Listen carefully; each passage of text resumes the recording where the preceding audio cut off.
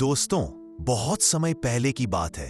किसी राज्य के एक छोटे से गांव में, जहां हरे भरे खेतों के बीच मिट्टी की कच्ची सड़कें लहराती हुई चलती थी और हवा में मिट्टी की खुशबू महकती रहती थी, वहां एक पुरानी सी झोपड़ी बसी हुई थी। उस झोपड़ी में रहता था 16 साल का एक लड़का, जिसका नाम था रोहित।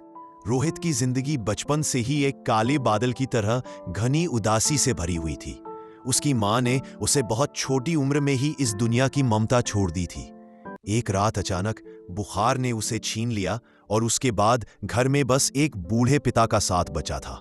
पिता, जिनका नाम था भीमलाल, अब उम्र के बोझ तले दबे हुए थे। वे किसी अमीर किसान के खेतों में मजदूरी करके गुजारा करते थे, लेकिन अब उनकी कमर झुक चुकी थी, हाथ कांपते थे और सांसें भारी हो गई थी।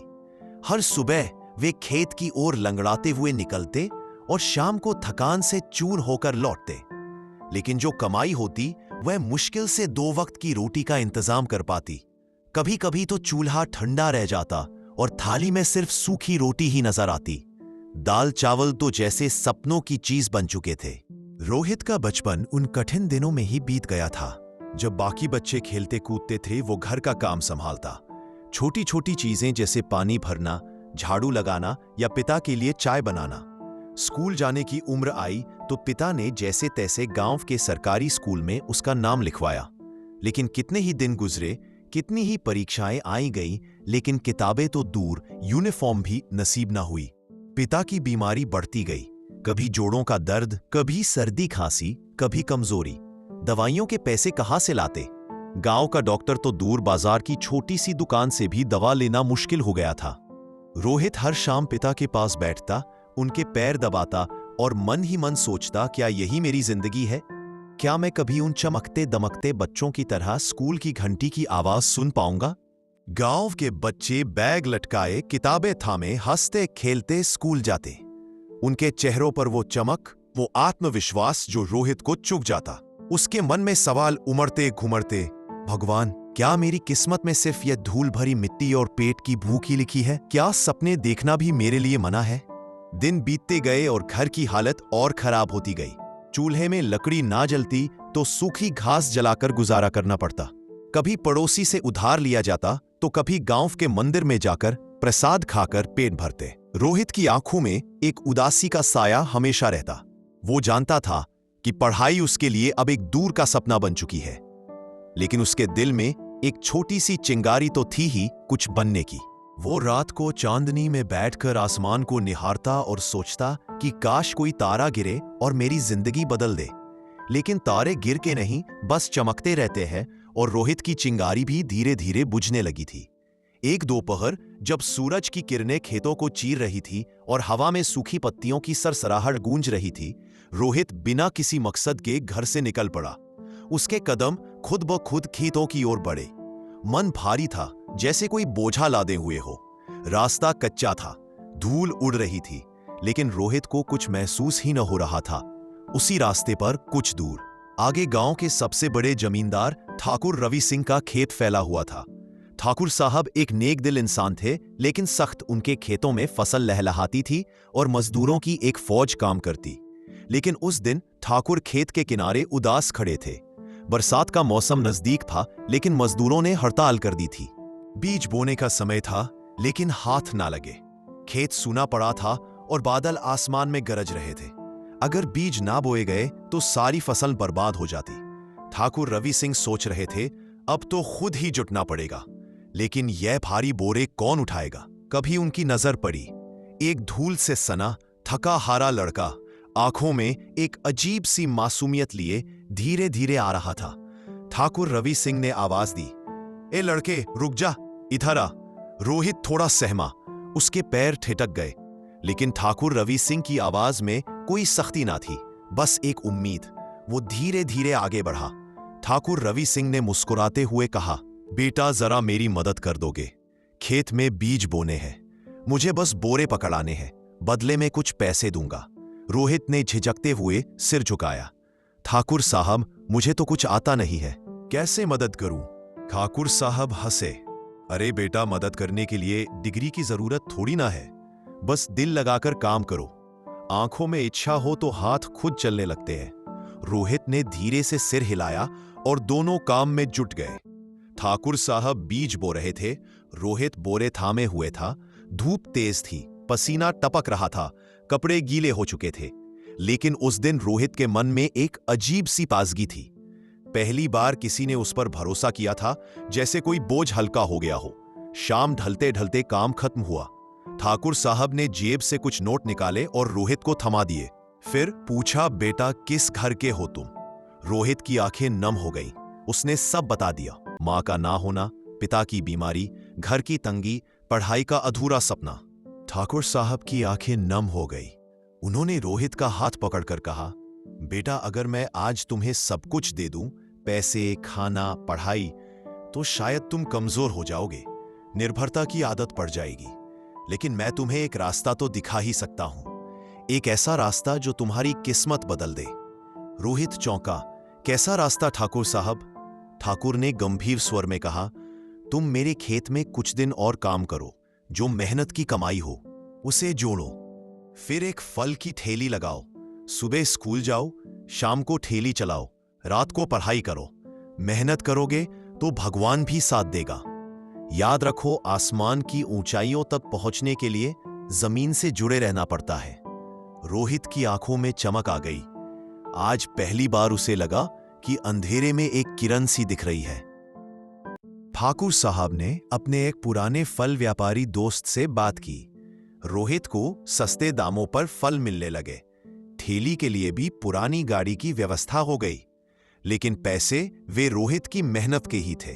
ठाकुर साहब ने सिर्फ रास्ता दिखाया, हाथ थामा नहीं। अब रोहित का दिनचर्या बदल गई। हर सुबह वह खेत में जाता, काम करता, पैसे जोड़ता।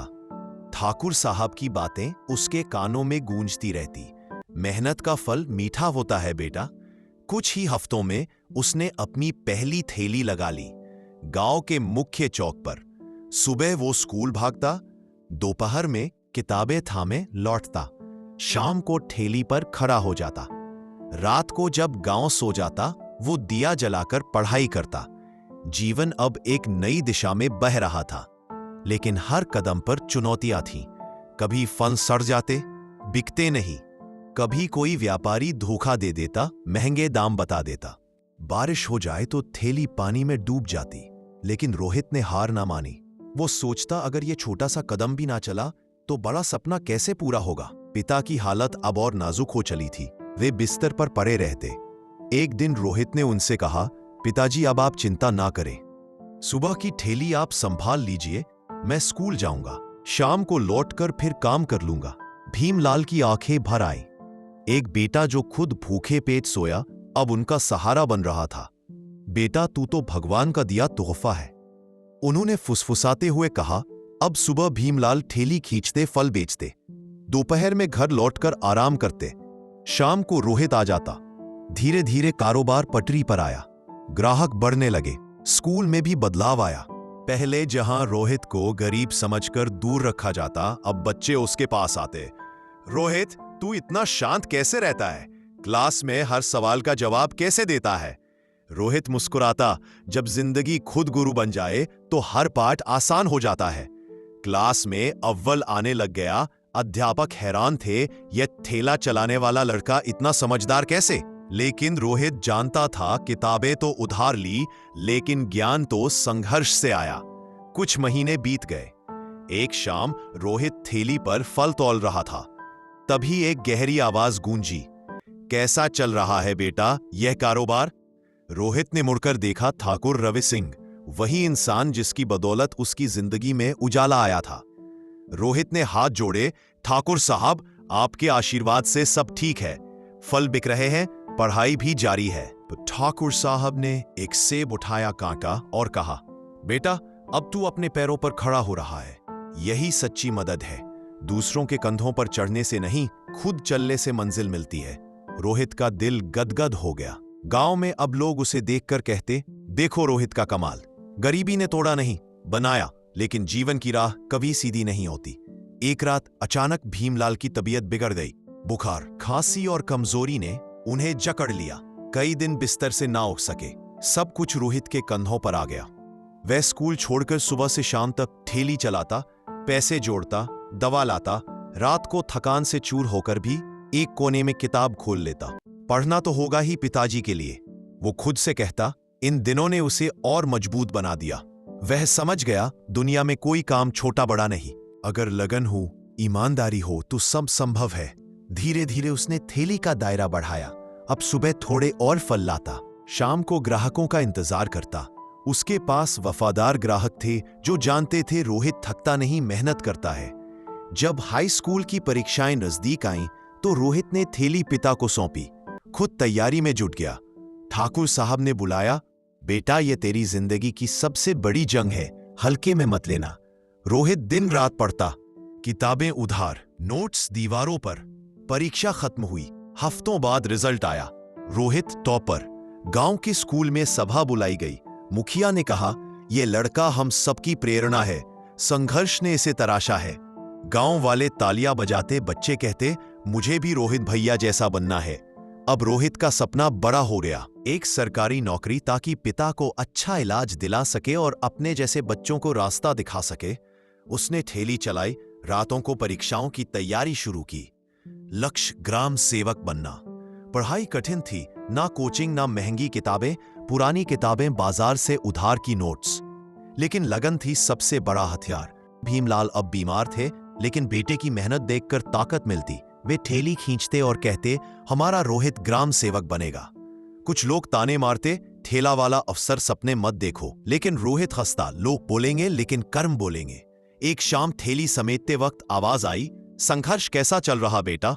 ठाकुर रवि सिंह। रोहित ने प्रणाम किया। ठाकुर साहब, मंजिल नजदीक है, परीक्षा बस कुछ दिनों में। ठाकुर साहब मुस्कुराए, भरोसा था तुझ पर, तू रुकेगा नहीं, गर्व है तुझ पर। वह आशीर्वाद रोहित के लिए अमृत था। आखिरकार वह दिन आया। रोहित ने परीक्षा दी, शांत मन से। उसके हाथ कांप नहीं रहे थे, आंखें डरी नहीं थी और मन में कोई झिझक नहीं थी, क्योंकि जो लड़का भूख, गरीबी और अपमान से नहीं डरा, वह किसी परीक्षा से क्या डरेगा। परीक्षा के बाद वह फिर अपने जीवन की उसी दिनचर्या में लग गया। पिता का सहारा और शाम की पढ़ाई। लेकिन अब उसके भीतर एक उम्मीद थी जो उसकी चाल को भी और मजबूत बना रही थी। उसके बाद वही दिनचर्या, थैला, पिता, पढ़ाई, लेकिन उम्मीद की चमक थी। कुछ महीने बाद जब पटवारी परीक्षा का परिणाम आया तो पूरा गांव अखबार के पास इकट्ठा था। एक आदमी चिल्लाया, अरे देखो, पटवारी पद पर रोहित भीमलाल का बेटा पहला नाम है। कुछ पल को सन्नाटा छा गया। फिर गांव के चारों ओर से तालियां, शाबाशी और ढोलनगाड़ों की आवाजें उठने लगी। लोग दौड़ते हुए रोहित के घर पहुंचे। उसके पिता खाट पर बैठे थे, आंखों से अश्रु की धार बह रही थी। रोहित ने उनके पांव छुए और धीरे से कहा, पिताजी, अब हम थैला नहीं खींचेंगे, अब मैं आपका सहारा हूं। गांव में समारोह हुआ, स्कूल में विशेष आमंत्रण दिया गया। रोहित को मंच पर बुलाकर गांव के मुखिया ने कहा, इस बच्चे ने हमें सिखाया है कि हालात कैसे भी हो, अगर इरादे सच्चे हो तो किस्मत को भी झुकना पड़ता है। अब गांव के बच्चे कहते हैं, मां मुझे भी रोहित भैया जैसा बनना है। रोहित अब सिर्फ एक लड़का नहीं था, वो बन चुका था गांव का हीरो, संघर्ष का चिन्ह और आत्मनिर्भरता की जीती जागती मिसाल। रोहित एक दिन पगड़ी पहनकर नया कुर्ता पहने ठाकुर रवि सिंह के घर पहुंचा। उनके पांव छूते हुए बोला, ठाकुर जी, अगर उस दिन आपने मुझे रास्ता ना दिखाया होता तो शायद मैं कभी खुद पर विश्वास ना कर पाता। ठाकुर साहब ने उसकी पीठ थपथपाते हुए कहा, बेटा, मैंने तुझे सिर्फ रास्ता दिखाया था, मंजिल तक तो तू खुद चलकर पहुंचा है। आज तुझ पर सिर्फ मुझे नहीं, पूरे गांव को गर्व है। रोहित की कहानी यही खत्म नहीं होती। उसने अब गांव के गरीब बच्चों के लिए एक छोटी सी निःशुल्क शिक्षालय की शुरुआत की थी, जहां वो छुट्टी के दिनों में बच्चों को पढ़ाता। वो कहता था, अगर मैं अपने जैसे एक भी बच्चे को मंजिल तक पहुंचा सका तो मेरी कामयाबी पूरी होगी। उसके पिता अब आराम से जीवन जी रहे थे, कोई चिंता नहीं, कोई बोझ नहीं। वे कहते, मेरा बेटा ही मेरी दौलत है।